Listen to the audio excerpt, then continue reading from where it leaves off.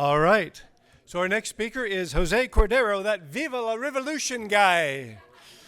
He's the author of the global bestseller, The Death of Death. José Cordeiro is an international fellow of the World Academy of Arts and Science. He's a director for the Liberty International, vice chair of HumanityPlus, director of the Millennium Project, founding faculty at Singularity University, and a former director of the Club of Rome, the World Transhumanist Association, and the Extropy Institute. Jose has many other accolades that you can read about in his RadFest bio, and he's truly a global in the age reversal movement. If you want a copy of his book, The Death of Death, we do have copies available at the Church of Perpetual Life booth at the Trade City, at the Rad City, and they're in English, Spanish, Japanese, and you can even read it in Arabic. And he'll be doing a book signing tonight at 7 p.m. in Rad City. So help me welcome José Cordeiro on The Death of Death. Well, good morning, everybody. It is a pleasure to be back here at RadFest and to talk about the incredible advances that we are seeing and we will see in terms of killing death, which is my goal in life. My goal is to kill death before death kills me. So this is a very personal commitment to kill death. I began as an engineer working in the energy industry from MIT, but in the last 10 years, I'm putting all my time, all my effort, all my money to killing death, because this is moving fast, but we need to move it even faster. I lead the Millennium Project for Latin America and Spain.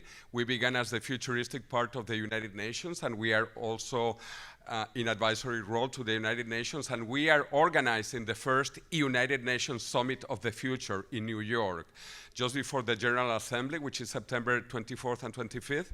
So we have the first Summit of the Future 2 days before, and we are presenting 3 scenarios about artificial general intelligence this year. Next year, for the next Summit of the Future in New York, we hope to present longevity scenarios. And in one of those longevity scenarios, of course, we want biological rejuvenation and immortality.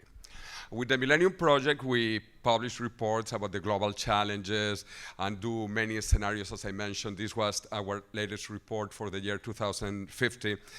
Before, we also did something about Latin America, where I grew up, for the year 2030. I had the pleasure to present it at the World Economic Forum, Davos, Switzerland, and to talk about immortality with people like Nobel Prize in Literature, Mario Vargas Llosa.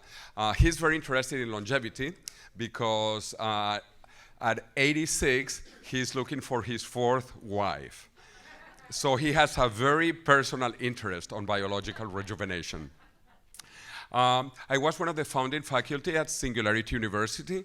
At that time, in 2009, I was teaching renewable energy. But the ideas of the singularity and immortality were happening very fast. So during my time at Singularity University, I moved from energy into longevity. And this is moving very fast. The ideas have been promoted by Ray Kurzweil, who is a long-term friend of mine from MIT 40 years ago. And Ray Kurzweil has been making forecasts for about half a century, and he's incredibly accurate. He's better than Rasputin or Nostradamus. On top of that, he's a scientist, he's an engineer, and he has been 83% correct on his forecasts. And one of his most famous forecasts is that by the year 2045, we will reach immortality through biological rejuvenation. This is because things are moving exponentially faster, things are smaller, better, and cheaper. And this is beginning to happen now in biology and medicine as well. As you can see, life expectancy is increasing exponentially. 2,000 years ago, at the time of the Roman Empire, average lifespan was between 20 and 25. And we basically had no education. There was no knowledge creation. But we moved from 20 years to 40 years to 80 years. And what is growing, again, is the red part, which is education. And this is so important. This is why the world is changing so fast, because we are creating so much knowledge, so much information. And people don't understand the difference between linear and exponential change. We give normally this example. If I give 30 linear steps, each step of 1 meter, after 30 linear steps, I have walked 30 meters. But if I walk exponentially and I double, after 30 doublings, I will have walked over 1 billion meters and gone around planet Earth 26 times. So there is a huge difference between exponential and linear change. But we think linearly, so we do not understand the nature, the power of exponential change. When I went to MIT 40 years ago, I used this primitive technology that those who have my age or more probably know too, the IBM punch cards. This was 1K of memory, basically. There were different sizes, but average 10 by 100. 10 by 100, 1,000. This was 1K of technology. And I used this at MIT 40 years ago. But this you could not erase. Once you made the holes, you could not erase it. But fortunately, magnetic memories were created. The first generation was 8 inches big, and it was also 1K. 1K. But the advantage of this 1K is that you could erase it.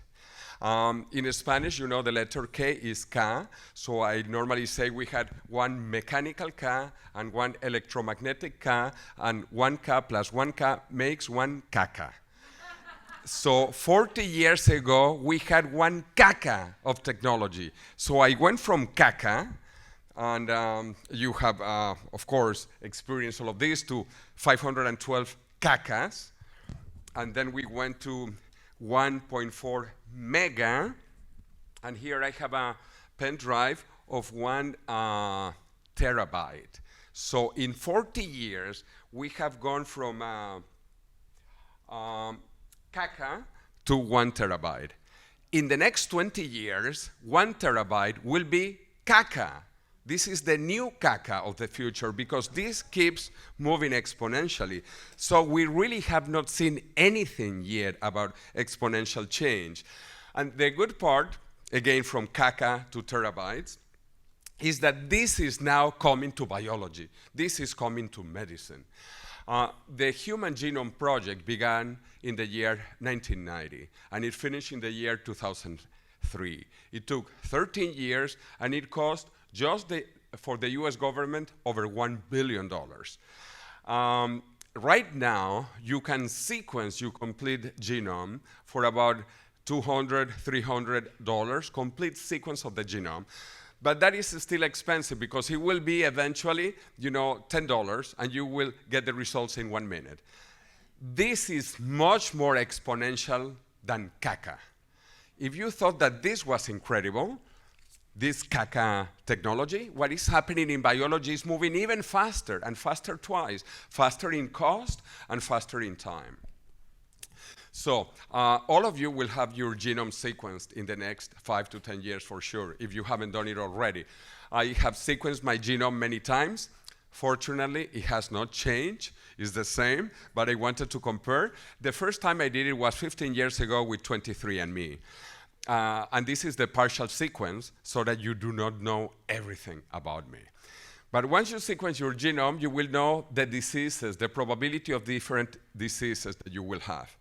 It is really exciting to know what you might die of, so that you do not die of that. Because the medicine of the future will no longer be curative, it will be preventive. Also you will know where your family comes from. This is my paternal line, and you can see from Spain, France, all the way to Asia, Mongolia. And famous people related to my father, at the bottom left, Genghis Khan. So I descend from Genghis Khan, so no one mess around with me. This is on my father's line. On my mother's line, also Spain, France, and you can see famous people related to my mother, Maria Antoinette. So I have a very distinguished pedigree between Genghis Khan and Maria Antoinette. All of you will know that once you sequence your genome. And you will be able to verify for the first time if your father is really your father. But more interesting than looking into the past is looking into the future. And we will design our children in the future. Actually, we are the last generation that has not been designed. All of us are here by mistake. In the future, we will design our children. In fact, very soon, we will redesign ourselves in the next 20 years. Because we are just data, just data. The human genome is 3 gigabytes of data. In this pen drive of 1 terabyte, how many humans can I put? 1 terabyte divided by 3 gigabytes makes 333 humans and a little cat. So that you see, we are not complex biologically. And now that we have artificial intelligence and big data, we are going to solve the biological problem of aging. Now we also have synthetic biology. In the year 2000, scientists created for the first time an artificial virus. Viruses are smaller, have very few genes, are not always alive. But then in 2010, Craig Venter and his team, they created the first artificial bacteria. Bacteria are bigger and they are always alive, and that was the first artificial bacteria created in 2010. This is advancing, and we are going to be able to create human genes, improve human genes, redefine human genes. And this is happening very fast, remember exponentially, and we are only 3 gigabytes of data. 20 years ago, I went to visit Sir Arthur C. Clarke because I love science fiction, and he was one of the best science fiction authors who wrote A Space Odyssey and many other books and movies later. And he wrote the 3 laws of the future. First law of the future. When a famous scientist says that something is possible, he is probably right. But when he says it is impossible, he is probably wrong. Second law of the future. The only way of discovering the limits of the possible is to venture past those limits into the impossible. Third law of the future. Any sufficiently advanced technology is indistinguishable from magic. And so we are going to see magic in the next 2 decades. Magic. 30 years ago, personal computers were really just beginning. Actually, when I was at MIT, when I typed my first master's degree thesis at MIT, I used a primitive technology called typewriter. I don't know if you have seen that in a museum. I used a typewriter, and it was so advanced that it had a memory that could keep 140 characters. And that is why Twitter was born with 140 characters. But anyway, so that was a primitive technology, a caca technology. Now we have computers, we have cell phones, we have global companies, Google, Facebook. But what are we going to see in the next few years? We are going to see magic, remember. And if it does not look like magic, it is not advanced. And now we are going to fulfill the biggest and first dream of humanity, immortality. The first book ever written by humans, the Epic of Gilgamesh, about 5,000 years ago, in cuneiform characters in Mesopotamia, was about immortality. Probably the second oldest book written by humans, the Book of the Dead, is about immortality in Egypt. And the famous Chinese emperor, Qin Shi Huang, who built the terracotta army, he was looking for immortality. And when the Spanish discovered America, or rediscovered America, they were looking for the fountain of eternal youth. All cultures, in all times, have been looking for immortality. The same with religions. All religions have been looking for immortality. In the Bible it says, the last enemy that shall be destroyed is death. But you can see this in the Quran and the Bhagavad Gita. The final enemy is death. Unfortunately, we did not have technology at that time to kill death, but now we do. we have passed by this little pandemic called COVID. If you look at the number one risk factor is age. Your age is your risk factor. And I say this little pandemic because it is estimated that 10 million people died, in worst case, 20 million people. You know, this is nothing in global terms, historically. This is what I call a caca pandemic. A caca pandemic. And it paralyzed the whole planet for 2 years. A little caca pandemic. You know, if you really want a big pandemic, the bubonic plague in Europe, it killed 1 out of every 3 Europeans. 1 out of every 3 people died in Europe during the bubonic plague. That is a real pandemic. Or even the Spanish flu. That was not Spanish, and it was not the flu, but it killed 50 million people that in today's terms, comparing for population, it could have been 250 million people. That is a real pandemic. Or even AIDS. AIDS is estimated now to have killed close to 40 million people. These are real pandemics. COVID is a caca pandemic. But again, it did paralyze the whole planet for the first time for 2 years. So if we look at all diseases, influenza, cancer, heart disease, Alzheimer's, what is the number one risk factor? Your age, your age. It's not smoking, it's not drinking, it's your age what is killing you. So now there is a new way to think about medicine, that we really need to move from the sick care, where also everything is unrelated, into a new really health care, where everything is related. And the mother of all diseases is aging. Aging is the mother of all diseases. If we stop aging, we stop heart attacks, we stop cancer. The problem is not cancer, Alzheimer's, and many of these chronic diseases. The problem is aging. Aging is the real enemy to defeat. We have also discovered that animals have different lifespans. And so we are understanding biologically why even among mammals, because mammals are 90% similar, we have little mammals, some shrews, that live only 2 years. And we have big mammals, like whales, that live 200 years.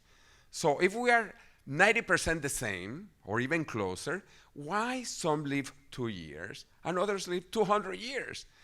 If we go beyond mammals, we have sharks that live 500 years.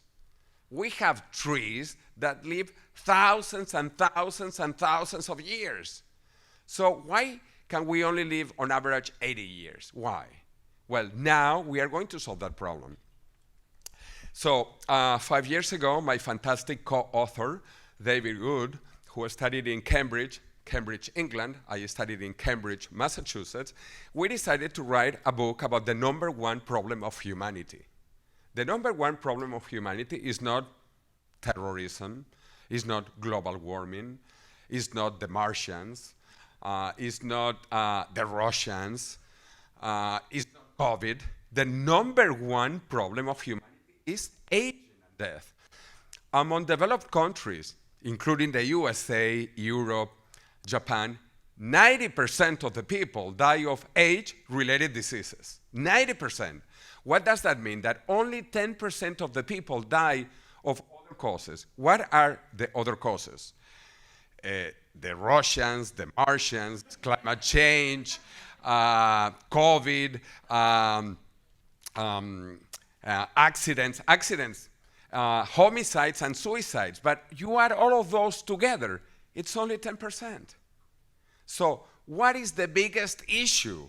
That we are all aging and we are all dying. So this is the common cause of humanity, actually, to stop aging and death. Anyway, so we wrote our fantastic book. First, it came out in Spanish. It was a major bestseller.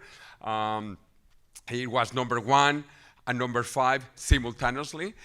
Sales on Amazon, number 1 on paper, and number 5 in Kindle format. And we donated for that edition all the book rights to Aubrey de Grey's previous foundation, the Sense Research Foundation, and to another foundation in Spain, apadrina la ciencia, so that children study science, so that they don't become politicians or lawyers, etc. Anyway, since it came out in Spanish, it has been a global bestseller in many languages. So we cover already with those 3 languages half of the population of the planet, English, Spanish, and Chinese. China is actually going through an implosion, a demographic implosion. The population of China began declining this year. Last year was peak China. Now the population is going down. China is losing 1 Spain per year. Imagine that. Well, Spain is big for Spain, but it's a small number for China. So the population is going down, down, down, down, and China is going to go, according to some recent forecasts, to less than half its population, to 700-something million people. Anyway, so I live in Spain now. Spain actually, among the major nations, is the 2nd country with the longest life expectancy, only after Japan, among the big countries. There are small countries like the Vatican. In the Vatican, people are immortal already. Yeah, so in the Vatican, life expectancy is about 90 years because the popes don't want to die. Anyway, so Spain actually is officially the longest lived European country. And Madrid is the longest lived European capital. So I am pushing for this initiative in Madrid to declare it the first blue zone of Spain. And I ran for parliament, actually, for the European Parliament. And my friend Max helped me in the campaign, who will speak later. My goal is to change the old mantra of Spain. During the Roman Empire, Spain was the end of the known world. So Spain was called non plus ultra, nothing far beyond Spain. Spain was the end. But Spain then discovered America in 1492, and it was changed to plus ultra, far beyond. My goal is to move it into vita plus ultra, life far beyond. This was my goal, and my campaign was also based on the creation of the European Anti-Aging Agency. In Europe, which is much older than the USA, we don't have a National Institute on Aging. In no country in Europe, and at the European level, we do not have an anti-aging or an aging agency. So we need this as a priority in Europe. So I am one of those who believe it is important to consider aging as a disease, because then the public sector will have to react. They will have to do something. But the fortunate thing is that it is a curable disease.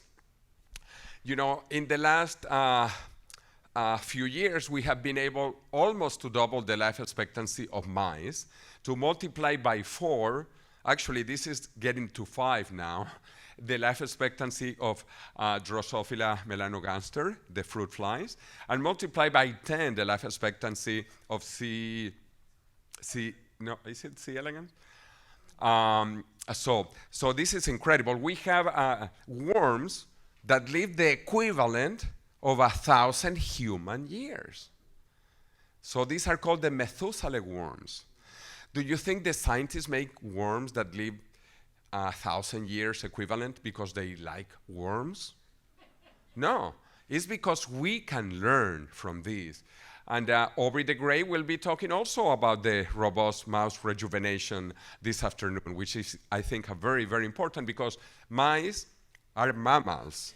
And we share, I don't know, genetically, we must be like 95% similar genetically to a mouse. So anyway, there is a lot to be discovered. But when people tell me immortality is impossible, I like to say, it is possible. It is not only possible, it already exists in nature. And it was discovered in 1951 because Henrietta Lacks died of cancer, and her cancer is still alive today. But not only cancer cells are biologically immortal, and this is their official name, they are called biologically immortal. Germ cells are also biologically immortal. And we know that there are small animals like hydras or the immortal jellyfish that are biologically immortal. So when people say immortality is impossible, say, no, it is not only possible, it already exists. And the first bacteria that had round chromosomes are also called biologically immortal. Anyway, so Aubrey de Grey was pioneering all of these ideas, and unfortunately, he was called by my university, MIT Technology Review, basically a charlatan in 2005. But fortunately, MIT recognized its mistake only 14 years later, and they said old age is over if you want it. So look at it, the incredible change of opinion of the Massachusetts Institute of Technology. And well, this is what Arthur Schopenhauer said, that all truth goes through 3 stages. First one, it is ridiculed, like Aubrey was ridiculed. Second, it is violently opposed. This also happens a lot. And the third stage is it will be accepted as evident. By the year 2045, when we will be biologically immortal, I want you to remember this time today, 2024, when we were so primitive that we accepted death, that we let people die. My dear friend, mentor, Ray Kurzweil, he talks about the 3 bridges to immortality, and that we should become immortality by 2045.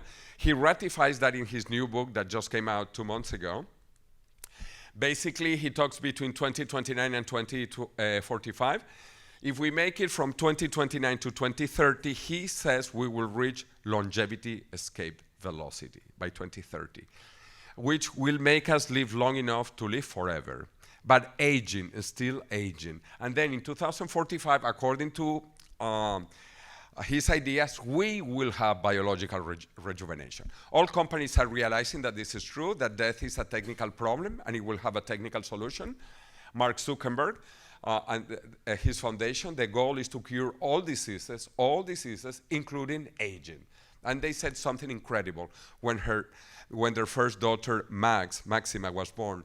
They said that Max will not die.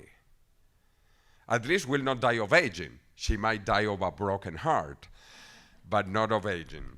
Microsoft also, now that we have sequenced the genome, we are going to cure cancer, we are going to cure all diseases. Tim Cook, you know, he says Apple will be remembered, but what they will do in health. Jeff Bezos, Amazon, one of the investors on Altos Labs. Well, this market is going to be the biggest industry in the planet, over $8 trillion. This industry began in millions, now it is in the order of billions. It will get soon into the orders of trillions. So I don't know what you do, and I don't care. If you are not into longevity, you are not into the future, and you will die. So this is the biggest thing. It's called the longevity dividend. We invited 2 years ago Shinya Yamanaka to Spain. We gave him the equivalent of the Spanish Nobel Prize of Medicine of Spain. It's only $10,000, but anyway.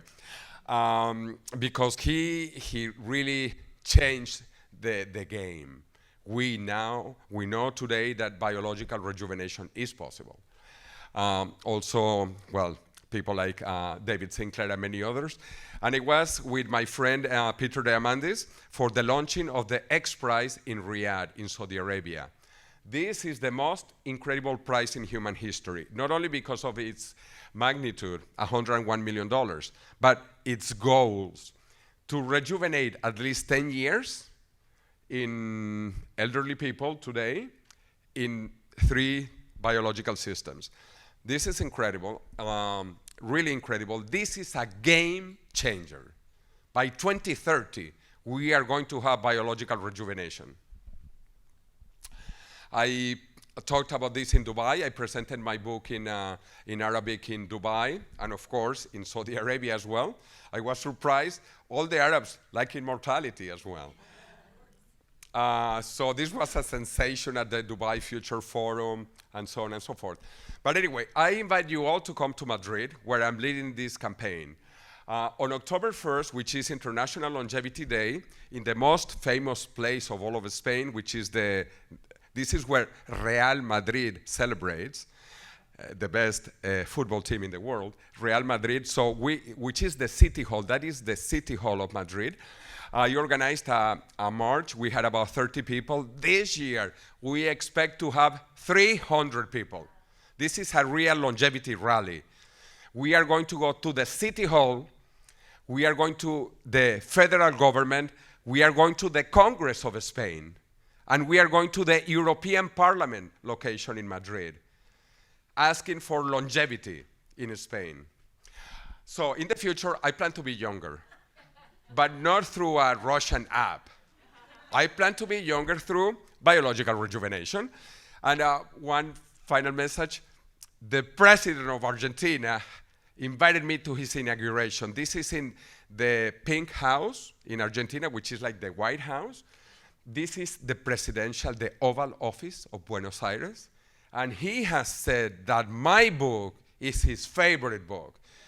Imagine, the president of Argentina in La Nación, he reported his favorite book is La Muerte de la Muerte. Anyway, so we need to meditate about the future. Things are complicated, many things happening. And I finished with this beautiful Chinese word that means crisis. I lived 3 years in Tokyo, so I learned a little bit of Chinese, Japanese characters. First, I wrote it upside down or sideways. Now I write it well. This means crisis. Crisis has two characters. The first character is danger. The second character is opportunity. We are living in the most incredible time of human history. We are close to fulfill the first dream of humanity, immortality. We are between the last mortal generation and the first immortal generation. So where do you want to be? If you read my book, you will know and you will not die. Those who read The Death of Death will not die. So thank you so much.